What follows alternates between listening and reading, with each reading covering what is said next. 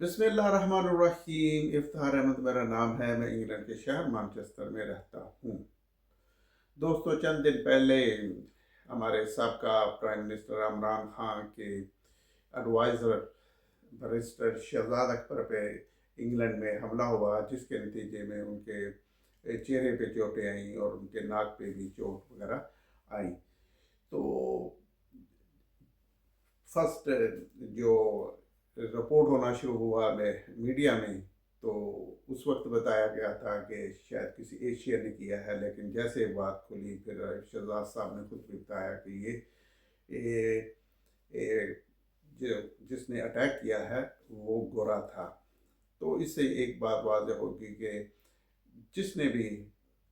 उन्हें किसी third party ने हायर किया है और फिर उसके ज़रिए शहजाद अकबर साहब पर अटैक किया गया। तो अभी उनके कुछ दिन ही हुए हैं, तो दूसरे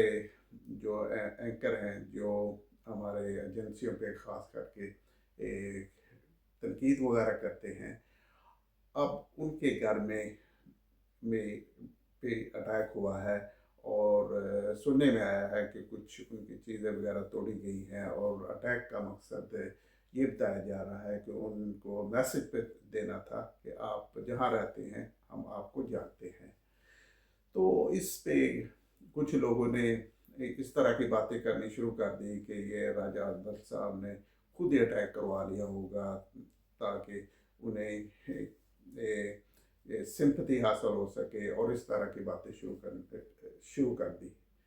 तो एक बात मैं आपको बताऊं कि इधर मैं भी बहुत अरसा से रह रहा हूँ। अगर कोई शख्स इस तरह का पुलिस को जाके झूठा बयान देता है या झूठ किस्म का कहता है कि ये मेरे घर पे अटैक हुआ है या मेरी चीज़ तोड़ दी गई है या कुछ किया है,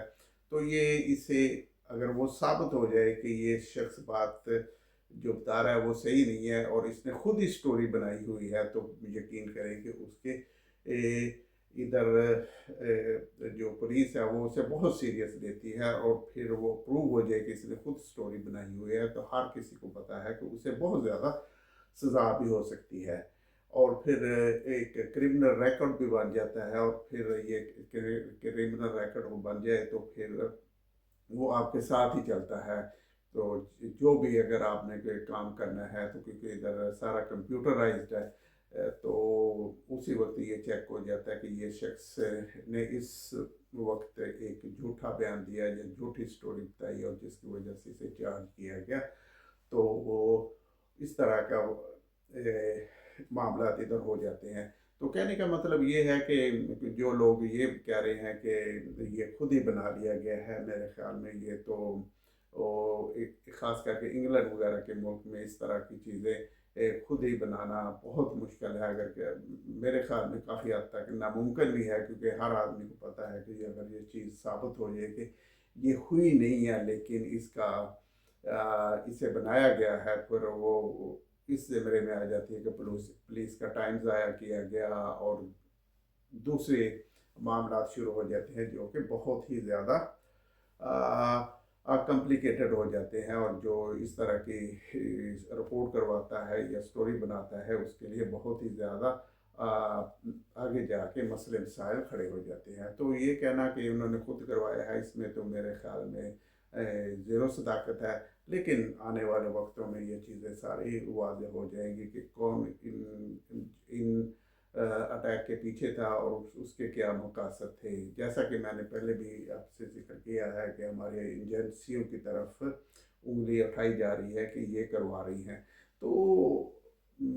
जो मेरा अपना पॉइंट ऑफ व्यू है कि ये मेरे ख्याल में, जहाँ तक कि मेरा जो अपना ज़ाती ख्याल है कि ये इस तरह का अगर वो काम कर रही हैं तो वो बहुत ही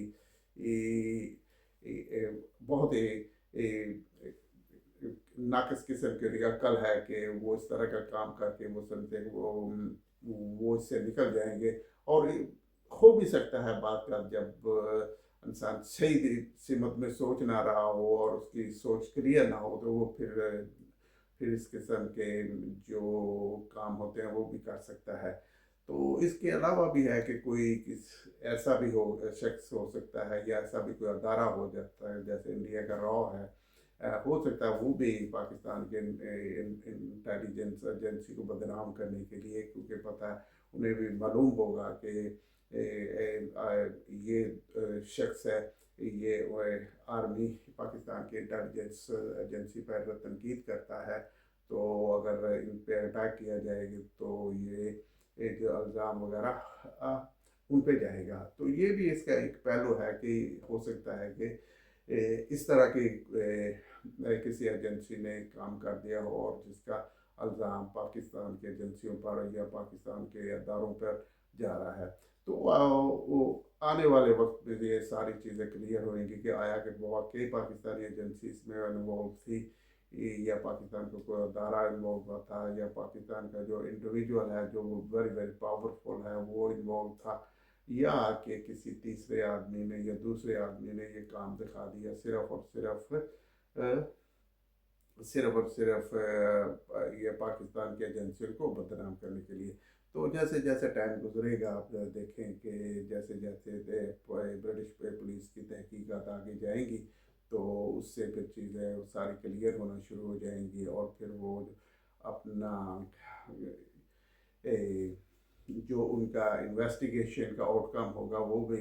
لے کے آئیں گے۔ تو دیکھتے ہیں ابھی